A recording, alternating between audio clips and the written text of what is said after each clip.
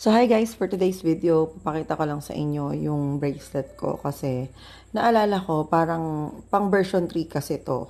So baka wala pa kayong ganito, i-discuss ko lang kung bakit version 3 na siya. Kung ano yung pinagkaiba-iba niya sa version 1 at sa version 2 at etong version 3. Originally, this is Benjamin bracelet na ginawa talaga para kay Mark nung na-hospital siya, nung na-stroke siya.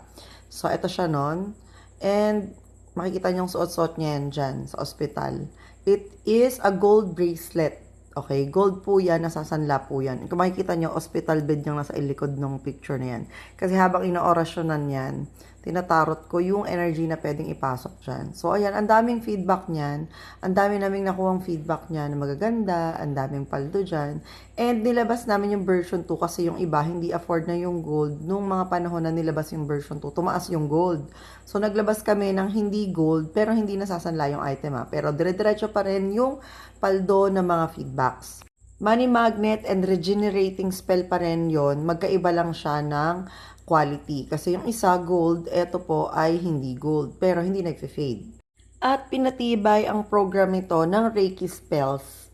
Hindi katulad nung normal spells lang dun sa isang bracelet. So, ginamit talaga to ni Mark na mabilis gumaling, mabilis siya nakarecover, mabilis nakabawi. Hindi 100%, pero at least, diba, hindi siya kinuha ni God. So, dun sa mga dating follower, alam nila na after ma-hospital ni Mark, nakaklaim pa kami ng 1 million sa kanyang insurance and nakapundar pa kami ng sasakyan at ng bagong negosyo nun.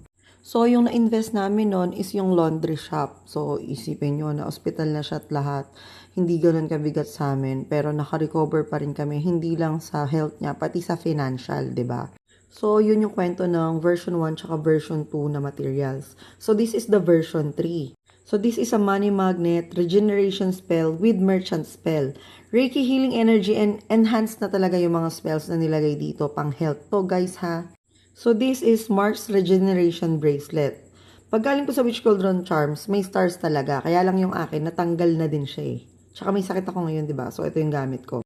So, if you're collecting Witch Cauldron Charms, alam ko na meron kayo nito. And sa mga bagong followers, kung wala pa kayong ganito, this is a must-have talaga.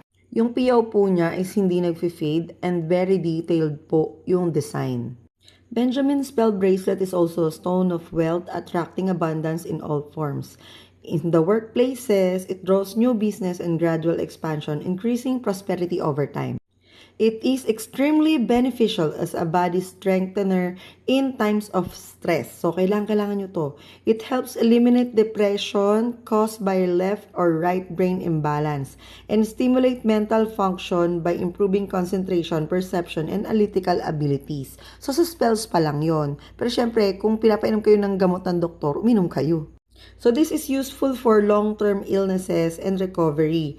Boosting the immune system is to prevent hypoglycemia and hydration. This spell bracelet brings peace and stability to the emotional body. It stimulates a good self-image and strengthens positive personality traits, including the ability to get along with others. Kasi syempre minsan pag nade-depress ang mga tao or nagkakasakit sila like stroke, feeling nila nakakahiya ng makihalubilo sa ibang tao. So, ito, kaya niyang i-bounce back kung ano yung nawala sa'yo. So, this was tested for Mark's recovery at gumana naman sa kanya and I hope gumana rin naman sa inyong lahat. So, sa mga may negosyo dyan or gustong mag-business dyan, bagay ito sa inyo because health is wealth. So, invest wisely. You need to try Witch Cauldron Charms, guys. I promise you, 100%, ang laki ng maibibigay nito sa inyo na opportunities na hindi nyo aakalaing maibibigay niya sa inyo. Marami ng buhay ang binago ng Witch Cauldron Charms at maraming makakapagpatunay niyan na customers namin. Hindi mo man ito maibebenta sa iba o hindi mo man ito maisasanla. Masasabi ko naman sa inyo na pagkabili mo pa lang nito, paldong-paldo na at balik na yung pinuhunan mo. Ganun. Ganun ang feeling talaga. So, bakit ba kasi Witch Cauldron Charms ang dapat mong piliin na brand? Dahil hindi lang basta item ang binibenta namin. Personalized spell ito, especially made for you. Every order is customized based on your name and birthday, kaya mas personalized ang intention na nilalagay sa iyong spell. Bawat item ay prepared with care and intention. Premium quality ang rituals and ang products. We help recommend the best spells based on your goal, whether it's for abundance, protection, love, confidence, or success. Safe ang packaging kahit may orasyon, nationwide ang shipping, at may exciting promos and freebies sa selected bundles. So, yun, pa-personalized spell ka na.